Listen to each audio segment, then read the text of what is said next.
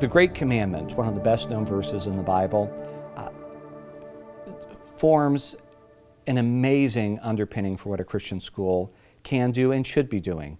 So much so that I think in Christian education, the Great Commandment can be appropriately referred to as the Great Vision.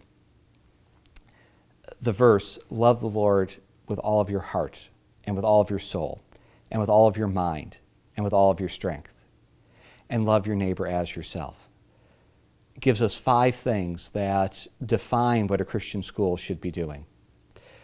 A key thing to understand with this verse is that when it is saying to love with all of your being, it's not referring to simply do it with intensity or do it with gusto, but it's referring to loving the Lord by developing your heart, soul, mind, and strength to the fullest so that we're able to love Him all the more.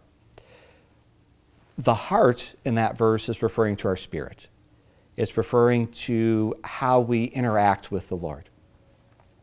And as a Christian school, we deeply desire, we're called to be discipling our students in their relationship with the Lord. Loving the Lord with all of your soul. The soul is the seat of our passions and emotions, the things that drive us, the natural drivers that God has given each and every one of us. We want our students to not only understand what those are, but we want them to be able to express them appropriately and in ways that honor the Lord. Oftentimes, expressing those passions and emotions is best done through the arts, whether that is through drawing, through theater, through music, creative writing, whatever it may be. We want our students to be able to express themselves at the highest level, not just so that it looks good and sounds good, but so that they can truly be able to express the passions that God has given them, so they can communicate the motivators that God has for them. The mind. Obviously, we're a school. That's the academics.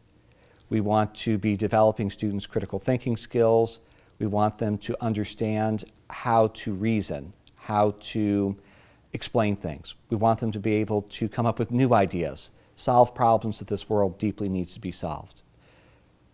Strength. We want them to be disciplining their bodies, disciplining their bodies.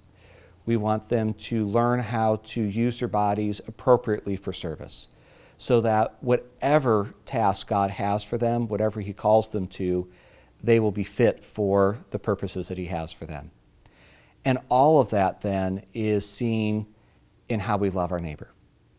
If we are loving God fully, if we have developed ourselves with all of the talents that He has given each of us, and allowing us to love Him with our entire being, we will naturally then love the people around us who God has also created, who God loves dearly. We will love the things that God loves.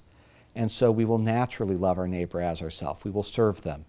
We will be able to use the talents that not only God has given us, but have been developed to use them for God's glory and serving other people.